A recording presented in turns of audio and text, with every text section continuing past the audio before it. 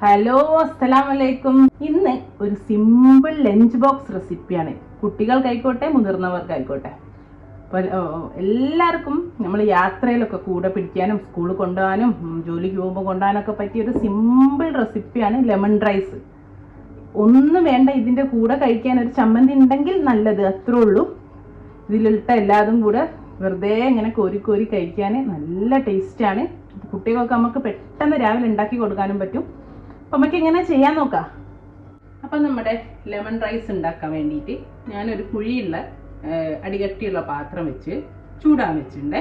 പാത്രം അതിലേക്ക് ഇതാ ഒരു 2 ടേബിൾ സ്പൂണ് ഞാൻ വെളിച്ചെണ്ണ എടുക്കുന്നത്. നമുക്ക് സൺഫ്ലവർ ഓയിൽ എടുക്കാം. ഒതൻറ്റിക് റെസിപ്പിയിൽ നമ്മൾ നല്ലെണ്ണല്ലേ, അതായത് എള്ളെണ്ണാണ് യൂസ് ചെയ്യുന്നത്. ഇപ്പം എള്ളെണ്ണൻ്റെ ടേസ്റ്റ് ഇഷ്ടം ഉണ്ടാവില്ല ഒരുവിധ ആൾക്കാർക്കും, ചിലർക്കൊക്കെ ഇഷ്ടമായിരിക്കും, അങ്ങനത്തെവർക്ക് അത് യൂസ് ചെയ്യാം.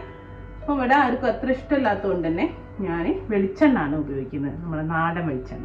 അപ്പം നമ്മുടെ വെളിച്ചെണ്ണ ഒന്നൊന്ന് ചൂടായി വരട്ടെ. നമ്മളിപ്പോൾ ഉണ്ടാക്കുന്ന റൈസ് എന്ന് പറഞ്ഞാൽ ഞാൻ 1 കപ്പ് എടുത്തിട്ടാട്ടോ ചോറ് വെച്ചത്. ഇത് പൊന്നിയരിയാണ്.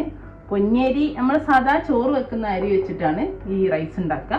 അല്ലാതെ ബസ്മതിയിലൊന്നും ഉണ്ടാക്കാറില്ല. നിങ്ങൾക്ക് ഏതരി വേണമെങ്കിലും ഉപയോഗിക്കുന്നത് കുഴപ്പമില്ല. പക്ഷെ ഏറ്റവും നല്ലത് എന്ന് പറഞ്ഞാൽ നമ്മൾ പൊന്നിയരി വെച്ചിട്ട് ഉണ്ടാക്കുന്നതാണ്. അപ്പോൾ ഞാൻ 1 കപ്പ് അരി കൊണ്ടാണ് ചോറ് വെച്ചത് കേട്ടോ. ഇപ്പം നമ്മൾ വെളിച്ചെണ്ണ ചൂടായി വരുന്നുണ്ട്. അപ്പോൾ ഇതാ ഏകദേശം 1 ടീസ്പൂണ് നമ്മളെ കടുക് ഒന്നിട്ട് പൊട്ടി വരട്ടെ. കടുകൊന്ന് പൊട്ടി വരുന്നുണ്ട്. ആ ഒരു സമയത്ത് ഉഴുന്ന് പരിപ്പില്ലേ നമ്മൾ ഇഡ്ഡലിക്കൊക്കെ എടുക്കുന്നത്, അതൊരു 2 ടീസ്പൂണ് ചേർത്തി കൊടുക്കാം.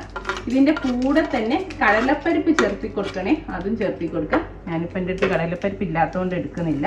ഇത് വേണമെങ്കിൽ കടലപ്പരിപ്പോ അല്ലെ പൊട്ടുകടല അങ്ങനെ എന്തെങ്കിലും ചേർത്തി കൊടുക്കാം. ഉഴുന്നുപരിപ്പും കടുകൊക്കെ ഒന്ന് പൊട്ടി വരുന്നുണ്ട്, ഒന്ന് കളറൊക്കെ മാറി വരുന്നുണ്ട്. ആ ഒരു സമയത്ത് നമുക്ക് കുറച്ച് കരിവേപ്പില ചേർത്തി കൊടുക്കാം. ഇതിൻ്റെ കൂടെ തന്നെ ഒരു 3 അല്ലി ചെറിയുള്ളി കൂടി അരിഞ്ഞു വെച്ചിട്ടുണ്ട്.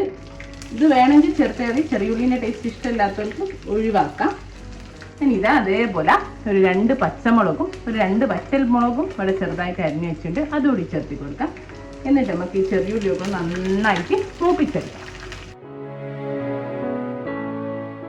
ഇനി നമ്മൾ ഉള്ളിയൊക്കെ ഒന്ന് മൂത്ത് വരുന്ന സമയത്ത് കുറച്ച് അണ്ടിപ്പരിപ്പ്, ഒരു 10 അണ്ടിപ്പരിപ്പ് ഞാൻ പൊട്ടിച്ച് വെച്ചിട്ടുണ്ട്. അതേപോലെ നമ്മൾ നെൽക്കടല വറുത്തത്, ഇത് രണ്ടും.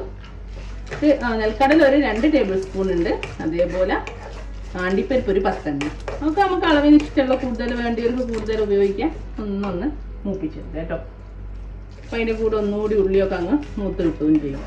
നമ്മളെ നട്ട്സും ഉള്ളിയും പച്ചമുളകും എല്ലാം നന്നായിട്ട് റോസ്റ്റായി വന്നിട്ട് ഇനി ഞാൻ തീ അങ്ങ് ഓഫ് ചെയ്യാണ്. തീ ഓഫ് ചെയ്തതിന് ശേഷം 1 ടീസ്പൂണ് മഞ്ഞൾപ്പൊടി ചേർത്തി കൊടുത്തുകൊണ്ട് ഒന്ന് തീ ഓഫ് ചെയ്തിട്ടേ ചെയ്യാം, അല്ലെ മഞ്ഞൾപ്പൊടി കരിഞ്ഞു. പിന്നെ നമ്മളെ മെയിൻ ഇൻഗ്രീഡിയൻസ് ആയ നമ്മൾ ലെമൺ ജ്യൂസ്, ഒരു 2.5 table spoon lemon juice.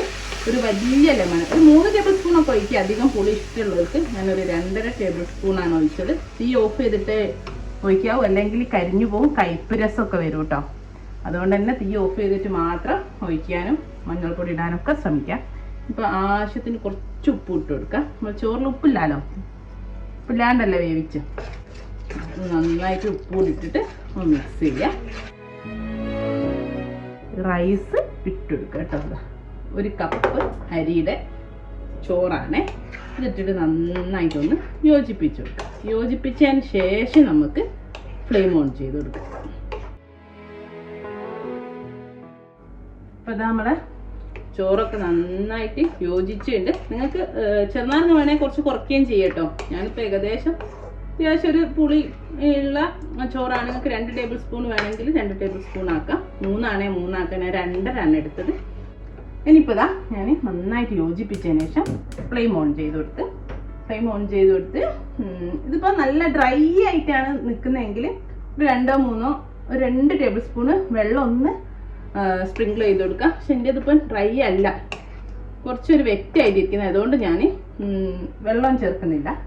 Dry ആയിട്ടാണ് ഫീൽ ചെയ്യുന്നതെങ്കിൽ ഒരു 2 ടേബിൾ സ്പൂൺ വെള്ളം ഒന്ന് കുടഞ്ഞു കൊടുക്കുക. പിന്നെ കുറച്ചൊരു കരിവേപ്പില ഇടുക. കരിവേപ്പില ഇട്ട് നമുക്കൊന്ന് ഒരു 2 മിനിറ്റ് ഒന്ന് മൂടി വെക്കാം കേട്ടോ. 2 മിനിറ്റ് ആ ഒരു ഫ്ലെയിമിൽ കിടക്കട്ടെ. അപ്പോൾ റൈസിലേക്ക് എല്ലാം ഒന്ന് നന്നായിട്ട് ഇങ്ങോട്ട് പിടിക്കട്ടെ. അത് ഞാൻ പറഞ്ഞ് നല്ല ഉണങ്ങി കിടക്കുകയാണെങ്കിൽ ഒരു 2 ടേബിൾ സ്പൂൺ വെള്ളം ഒഴിക്കണം. അപ്പോൾ ഇതാ ഇത്രേ ഉള്ളൂ. നല്ല സിമ്പിളായിട്ടുള്ള ലെമൺ റൈസ് ഇവിടെ റെഡിയാണ്.